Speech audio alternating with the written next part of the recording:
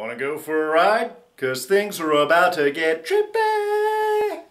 It's the world premiere of the FX original series, Legion, Chapter 1.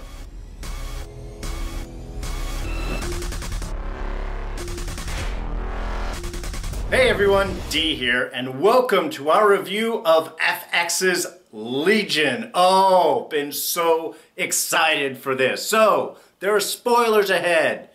And you've already seen it or you wouldn't be here. And if you haven't seen it, turn this off. Go watch it. It's probably on FX's site because it is amazing. Really, here we just have beautiful visual storytelling, very deep storyline, and intricately crafted and beautifully executed caricatures. This is just an astounding series. I cannot wait for chapter. I'm already anticipating next week. So, again, spoilers ahead. That's your official warning because we're diving into it right now. All right, so let's start things off with a bit of a primer. And let's talk about who David Haller is. Okay, so David Haller, comic book character, been around for a while, since the mid-'80s. He is a mutant, a very powerful mutant, in fact, probably one of the most powerful mutants. He is the son of leader of the X-Men himself, Professor X, Charles Xavier, and a woman named Gabrielle Haller. Now, the two of them had an affair when Professor X was very young in a hospital. He was helping her out. She was a patient, using his psychic powers to help pull her out of it, help rebuild her mind. They fell in love, had a little affair, and then she left. They went their separate ways. However, she did not tell Charles that she was pregnant at the time. So even in the comic books, David pretty much grows up with a stepfather and just mom not knowing Professor X or anything like that. So, of course, as is usual with most mutants, during puberty, his mutant powers awoke. Specifically, there was a terrorist incident that he was caught up in, and that sort of activated his powers. Everybody died, but because he was psychic, he was able to feel and resonate all of the deaths and everyone around him, and of course, that's traumatic, especially for a young child, and that sort of fractured his mind. So, in the comics, Legion suffers from dissociative identity disorder, or multiple personality disorder as it used to be called, where he has different personalities, and each of those personalities has a different power set. So he has one personality who's telekinetic, one personality who's pyrokinetic, can create fire, one personality that can time travel. So each of these disparate, separate identities each manifest a different power. In the comics, you know, this can work out well. You have your different identities, different manifestations. They take it differently here in the show, of course, is they're really focusing much more on the schizophrenic aspect of it, that questioning of what is reality, the hearing of voices and all of that. And that works really well for a mutant of this caliber. Because we could imagine if you had someone who was, you know, telepathic and even telekinetic, that any manifestation of their powers, especially if they don't understand it or don't understand that they are causing the incidences around them, can make them feel crazy. You're hearing voices, you're going to assume that that is some, as they continually reinforce throughout the show, a brain chemistry aberration. You're thinking that's someone in there, and that's how it's going to be diagnosed in our current science. But what if those voices aren't actually in your head? You are hearing the voices of those people around you. And they do sort of imply a little bit, I mean, they have David in the show growing up. And I love that opening bit where they just did the quick coverage of his life up until this point. Just little moments, a nice childhood, very happy. And then at some point, I think his power starts to manifest. We had that scene where the crowd started yelling at him and coming around. I think that started to be the manifestation of his powers.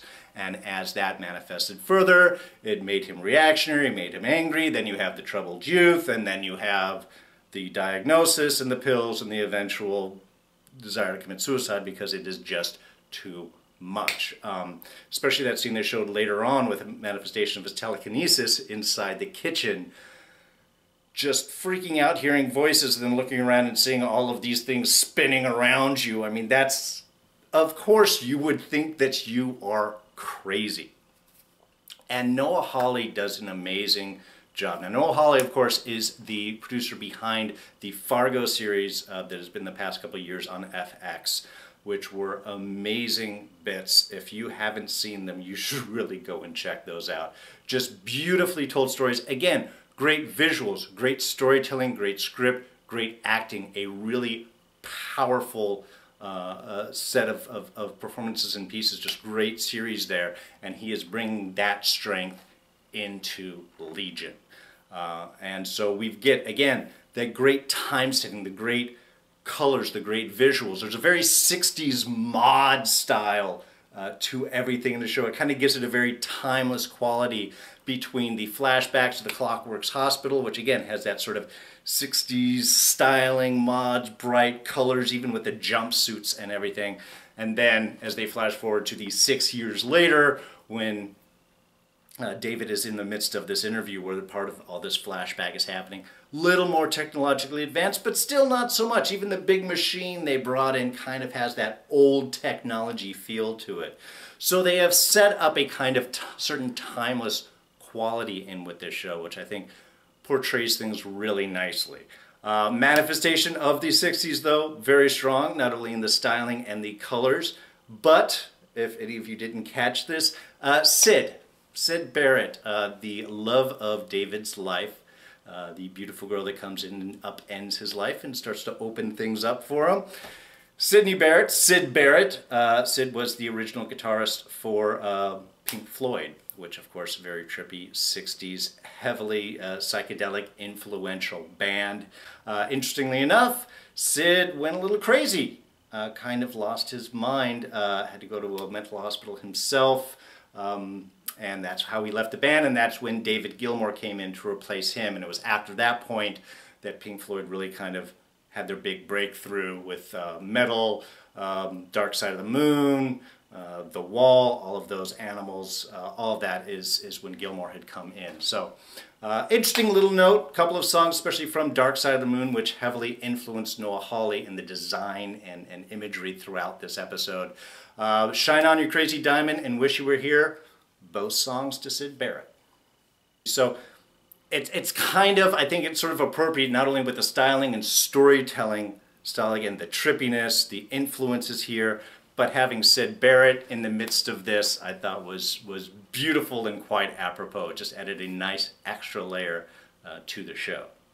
Now, one thing about how this story is told is, even though it is a Marvel property, it's not told like a superhero story. It's very much in the vein of One Flew Over the Cuckoo's Nest, very much more of a study in the psychiatric condition, really delving into the ideas of identity and what is real. And as such, I really think it starts to solidify, again, superheroes not so much as a genre unto themselves, but more of a genre modifier. And Marvel has done this very well in the past few films. Winter Soldier was much more of a political thriller. You know, you had Guardians of the Galaxy, which is more of a fun space opera. You've had the Netflix series, which more of a gritty, down-to-earth storytelling. Jessica Jones, which is much more of a film noir. So we can start to see these ideas of superheroes really, like I said, a modifier to standard storytelling techniques. And here, like I said, it works very well because not only are we dealing with a mutant that has the powers of telekinesis and you know, telepathy, but it's manifested and diagnosed from a schizophrenic standpoint, and therefore we really do get in those questions of what is real. And that is a continuing theme throughout this. Not only is the story, of course, told in a disjointed time fashion, we're in the past and then we're in the future and then we're reflecting, but the way that everything is done, the use of color, the use of very quick cuts, everything feels disjointed throughout the show. Everything feels a bit uncomfortable. And we can imagine David really questioning what it is that is going on around him. I mean, even after all of the big sequences and we had the big large escape scene, which was beautifully done. Love the kind of mutant throwing stuff around and telekinetic powers and everything being manifested. Even at the end of this, when he gets down to the beach and he looks at Syd and he's just like, look, you gotta tell me, was this real? I mean, you can feel for him because, she's appearing in his memories and parts of things. He is flashing back, he's thinking about things, and then he's in a memory of where he is, and was that the actual time, or is it him remembering of the time? Everything comes into question. I think that's something that we're really going to find out further and further as the show goes along, is really, we're not going to be able to take everything for granted. What we are being seen may not be what is actually happening. And I say that again, even with the reflection of that last scene where we seem to have the big escape and they get down to the beach and they're ready to go. And then, of course, you have, Melody Bird just sitting there all quiet on the beach like, take my hand. And David pauses for a moment there and even looks around because suddenly everything has gotten really calm and quiet before he reaches out and takes her hand. So even there, we have that moment where we as the audience can ask, is this what really happened? I mean, in the sense of, were all these people even around? And the reason I say that is one of the people that helped him escape was obviously the telekinetic that was dropping rocks and throwing people around and everything. In the comics, one of his personalities, the one that manifests the telekinesis, is a guy character named Jack Wayne. So he and David have had a big kind of mental war going on throughout over the years. But anyway, so that's why I just had that question is this a group that is helping him actually escape? Or is this him by himself and the people around him are just mental manifestations of different aspects of his personalities? And I think that's really going to be one of the big questions we're going to get to answer constantly through. We're going to have to constantly reevaluate whatever it is that goes on to find out, is this real? Is this just a manifestation? Or is the reality some slight tweak off of that? Overall, a really powerful series opener with incredible character work, a great little winks and nods to the comic basis, but also really taking it and moving it forward. We've heard from the producers that this is not set in the current X-Men universe. That's kind of a standalone all by itself. And I think that that's a great way to put it because it doesn't tie them to any actual actions around. It doesn't even tie them necessarily to X-Men. They've used mutant. We don't necessarily have to ever see Charles Xavier pop up. I doubt that we will. But we get to have all of these kind of thoughts and ideas and influences, but get to see them all through a new lens. This is a world where mutants are not everywhere. It's much more of a subtle thing, and there's that sense of fear and dread, and I think it excellently handled that one moment in the interrogation room, which I'll just call when David pauses and tells everybody and does that quick, and they all back up, and his realization of, you're scared of me. And those are, again, one of those small little bits where you can start to see, while he is wrestling with the reality of what is going on, that he starts to see that people are reacting strangely around him, and therefore it reinforces all of those ideas. Now, the moment that we had with Sid, the kiss, I had to go back and look at that a couple of times because, again, what appears to be is that Sid has a power of herself, skin contact, and it's a way of switching identity or switching positions. One psyche goes in the one body of the year, basically you're doing a Freaky Friday body switch. Interesting though is that when it wears off, your psyche doesn't return to your body, but your body returns to your psyche. I thought that was kind of interesting, and it was really curious because I wasn't sure when David shows up at his sister's place. I'm really expecting her to be looking like, what is this blonde girl doing here? Because we figured that just looking at David, that's just his mental manifestation there. We're just seeing him because that is the mental person that is in that body. So it took me a moment, and even after that, I had to wonder, well, is David still in Sid's body, but he is projecting an image into everybody else's mind that it's him? That didn't end up seeming to be the case. But you can see how this is going to, again, constantly have us question. And then, of course, we had Sid's response after being in David's body of kind of really that huge reaction, which was interesting in the sense of the mutant powers are tied to the bodies and not necessarily the psychology or the psychic identity, which I guess glad that David didn't touch anyone when he was in Sid's body, but you can see how Sid's freaking out of feeling trapped inside the mental hospital would trap everybody in the rooms and take away all the doors. A just totally trippy image of the hallways with the door signs on but no doors. And then of course we had poor Lenny, who's never going to get out of there apparently, and now she never will. So while her body is dead, her mind is now one of the personalities inside of David, which was another one of his powers. The comics is when people die, he can absorb their psyche, and thus they could absorb any powers that they might have as well. We don't seem, like I said, to be doing the multiple identities in here, more of the schizophrenic. Those personalities will now manifest as people around him to advise or speak to or speak through. I'm guessing that's where it's going to seem to manifest itself now. But this also shows while, again, this massive psychic power, this my telepathic ability really could start to drive one a bit crazy after a while.